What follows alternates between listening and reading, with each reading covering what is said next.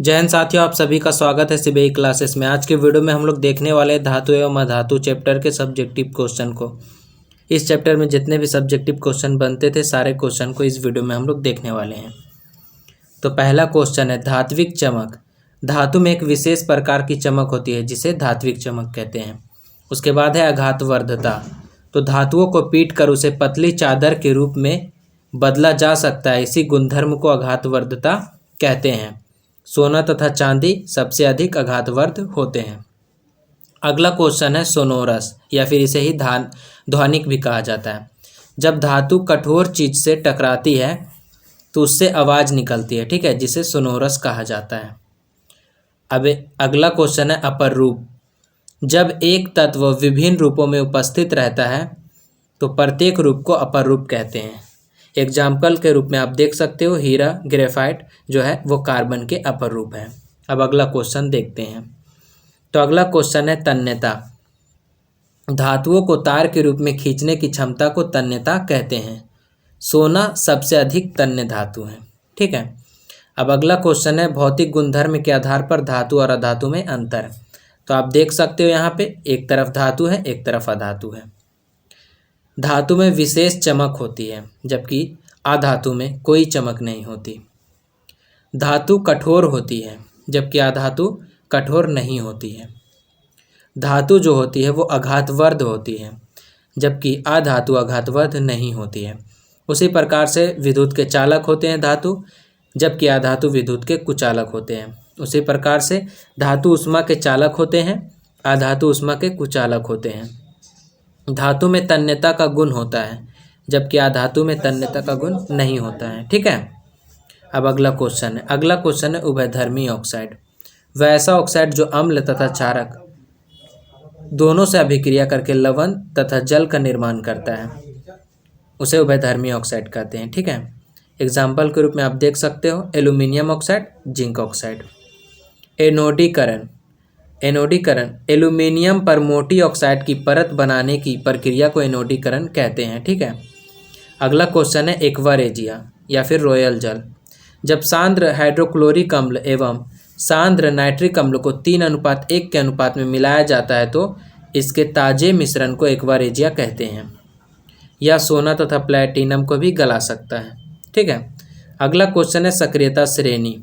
वैसा श्रेणी जिसमें पदार्थ की क्रियाशीलता को अवरोही क्रम में सजाया जाता है उसे सक्रियता श्रेणी कहते हैं। तो स्क्रीनशॉट ले लो इसका।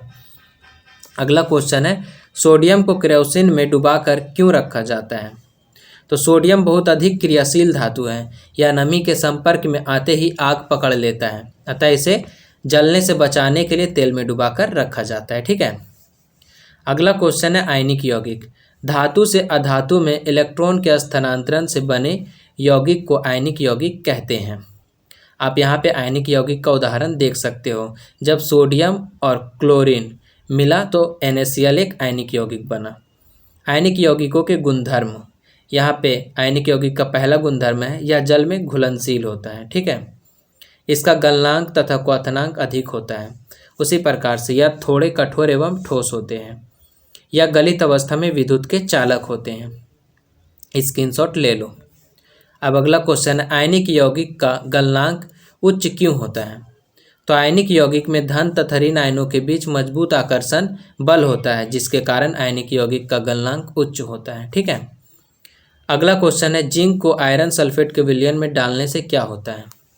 तो जिंक को जब आयरन सल्फेट के विलयन में डाला जाता है तो जिंक आयरन से अधिक क्रियाशील होने के कारण आयरन को उसके विलयन से विस्थापित कर देता है, ठीक है।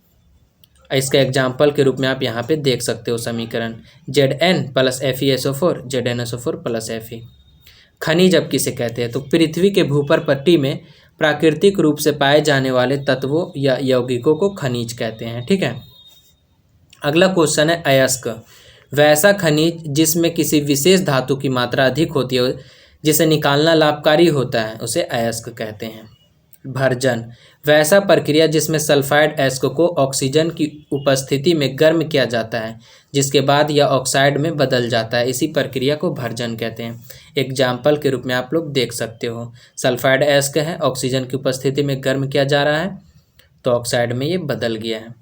अब निस्तापन, जब कार्बोनेट अयस्क को वायु की अनुपस्थिति, ठीक है, वायु की अनुपस्थिति यानी ऑक्सीजन की अनुपस्थिति में गर्म किया जाता है तो वह ऑक्साइड में बदल जाता है। ठीक है, यहाँ पे ऑक्साइड होना चाहिए, ऑक्साइड में बदल जाता है। इसी प्रक्रिया को निस्तापन कहते हैं। आप यहाँ पे देख सकते हो एग्जाम्पल के रूप में ZnCO3 जो कि एक कार्बोनेट अयस्क है, ऑक्सीजन की अनुपस्थिति में गर्म किया जा रहा है तो यह ऑक्साइड में बदल गया।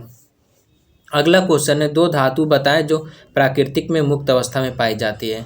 तो सोना और प्लैटिनम प्राकृतिक में मुक्त अवस्था में पाई जाती है।